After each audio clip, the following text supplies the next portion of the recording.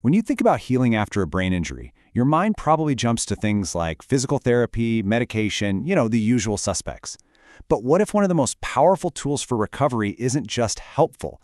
What if it's the actual pillar that holds everything else up? Yeah, let's get into it. Okay, just look at this number for a second. Somewhere between 30 and 70% of people experience a sleep disorder after a brain injury. That is a massive range, but even on the low end, it's huge. And we're not talking about a minor side effect here. This is a major challenge that can make everything, fatigue, brain fog, even pain, so much worse. And it directly gets in the way of rehab. So this is way deeper than just feeling tired. The real impact is happening at a cellular level.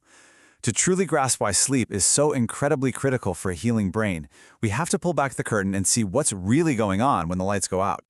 Right, first things first, let's just toss out the whole idea that your brain just shuts down at night. It's actually the opposite. Sleep is when your brain clocks in for its most important shift. Think of it as an incredibly active period of maintenance, repair, and recovery. And one of the star players on this night shift is something called the glymphatic system. It's basically the brain's exclusive, highly specialized cleaning crew.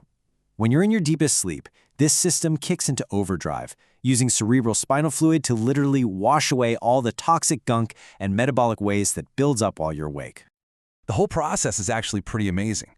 As you fall into that deep sleep, the channels inside your brain literally open up, creating more space.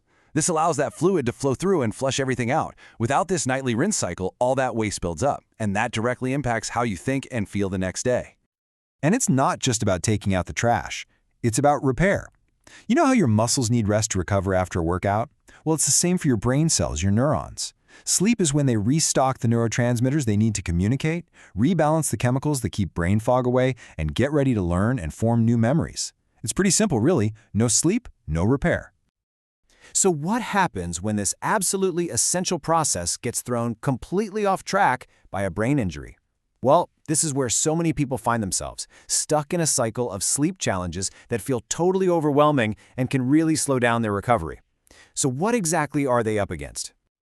After a brain injury, there are a few usual suspects that tend to show up. You've got insomnia, which is that classic struggle to fall asleep or stay asleep. Then there's sleep apnea, where breathing gets disrupted all night. You might also see hypersomnia, which is this excessive, overwhelming need for sleep, or even circadian rhythm disorders, where your body's internal clock is just completely out of whack with the outside world. And what makes these issues so tricky to deal with is that it's rarely just one thing. It's more like a perfect storm.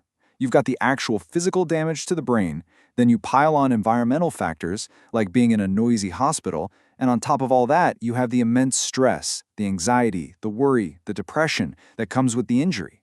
It's all connected. But here is the good news. This is the empowering part. Once we understand the problem, we can actually start to build a blueprint for better sleep. There are real, concrete things you can do that can make a huge difference.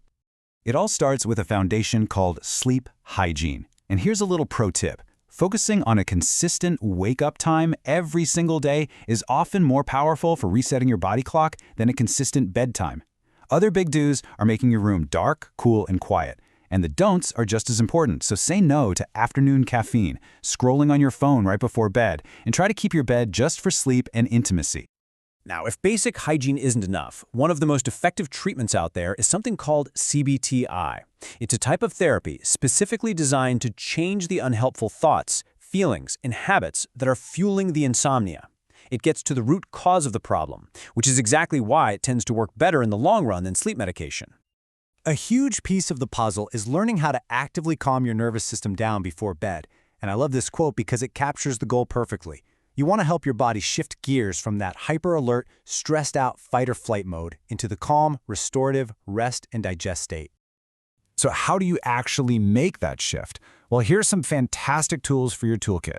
These are what we call body-to-brain techniques. Things like box breathing, especially if you make your exhale longer than your inhale, progressive muscle relaxation, or even just writing your worries down in a journal can all send a powerful signal to your brain that it's safe to power down for the night. Now, having a list of tools is one thing, but actually putting them into practice day in and day out, especially when you're exhausted, that's another story. And that's exactly where a therapist or a clinician becomes so important. They act as that bridge between knowing what to do and actually doing it. See, a good therapist doesn't just hand you a worksheet. They help you understand the why behind it all. They support you as you try to build new habits. They might use tools like a sleep diary to help you spot your own patterns. And most importantly, they tailor everything to you and your specific needs, helping you see that rest isn't lazy. It's a critical part of healing. So, the main takeaway here is this. Getting a handle on your sleep isn't some side quest in brain injury recovery. It's the main mission. By tackling it head-on, you are literally empowering deeper levels of healing, and you can radically improve your quality of life. Which really just leaves us with one final thought to chew on. In this whole search for cutting-edge treatments and new therapies, what if the most powerful, most restorative medicine for a healing brain isn't in a bottle at all? What if it's been waiting for us every single night, right there in our own beds?